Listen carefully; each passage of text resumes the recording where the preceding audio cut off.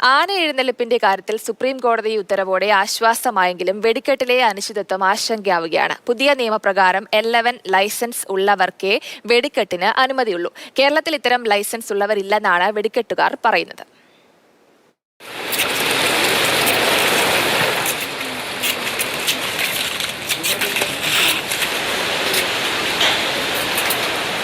ഇത് ജയകൃഷ്ണൻ, അച്ഛനും മുത്തശ്ശനുമടക്കം വെടിക്കെട്ടിനെ ഉപജീവനമാക്കുന്ന കുടുംബ പരമ്പരയിലെ അവസാന കണ്ണി.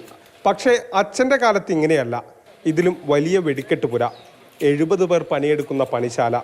ഇന്ന് തികച്ചൊരു 20 ജോലിക്കാരില്ല. ഞങ്ങൾ അച്ഛൻ കാവശ്ശേരി സുബ്രഹ്മണ്യങ്കൽ, ഞാൻ മോൻ. ഞങ്ങൾ പാരമ്പര്യമായിട്ടുള്ള ലൈസൻസുകാരാണ്. ഇപ്പോൾ ശരിക്കും ഒരു 10-70 പേരാണ് ഈ ഷെഡിലൊക്കെ പണിതത്. ഇപ്പോൾ അത് പോയിട്ട് ഒരു 10-15 പേര് പടക്കം മാത്രമേ ഉള്ളൂ. കാരണം അത്രയുണ്ട് പ്രതിസന്ധികൾ. പുതിയ ലൈസൻസിൻ്റെ നിബന്ധന പറഞ്ഞാൽ ഇപ്പോൾ LE1 ആണ് ഞങ്ങളെ. ഇത് വെടിക്കെട്ട് നമുക്ക് കത്തിക്കാം.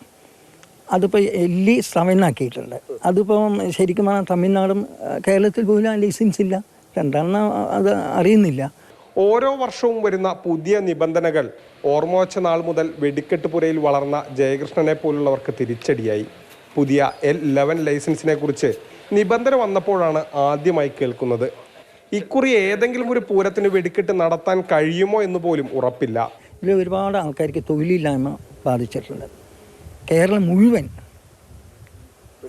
വെടിക്കെട്ടുകാർക്ക്. വെടിക്കെട്ട് ഇങ്ങനെ അത് നടത്താൻ പാടുന്നില്ല, അതിന് ലൈസൻസ് തരില്ല അധികൃതർ. എങ്ങനെയൊക്കെ വരുമ്പോൾ അത് അങ്ങനത്തെ ഉള്ളൊരു വിഷയമാണല്ലോ. ദേവിയുടെ ഏറ്റവും ഇഷ്ടപ്പെട്ട ദേവിക്ക് സമർപ്പിക്കുന്ന ഒരു ആഘോഷത്തിൻ്റെ ഒരു ഭാഗമാണ് വെടിക്കെട്ട്. ഓരോ ക്ഷേത്രത്തിലും ഓരോ വഴിപാടിന് പ്രാധാന്യം ഉണ്ടാകുമല്ലോ, അതുപോലെ ഇവിടെ വെടിക്കെട്ടിനാണ് പ്രാധാന്യം. അതുകൊണ്ടാണ് വിപുലമായിട്ട് 3 ദേശങ്ങൾ ചേർന്നിട്ട് ഗംഭീരമായിട്ട് വെടിക്കെട്ട് നടക്കുന്ന ഒരു സ്ഥലം. അപ്പോൾ ആ ഒരു വെടിക്കെട്ട് ഇല്ലാതാകാമെന്ന് പറഞ്ഞാൽ ഈ കാവശ്ശേരി പൂരമഹോത്സവം ഇല്ല എന്നുള്ളതിന് തുല്യമാണ്. സർക്കാരിനോട് ആവശ്യപ്പെടാനുള്ളത് പഴയ രീതിയിലുള്ള ആചാരാനുഷ്ഠാനങ്ങൾ മുടക്കാതെ അവർക്ക് നിയമാനുസൃതമായി നേരത്തെ ചെയ്തുകൊണ്ടിരിക്കുന്നത് തന്നെ പുനരാവർത്തനം ചെയ്യണമെന്നുള്ളത് ഒരു റിക്വസ്റ്റാണ്.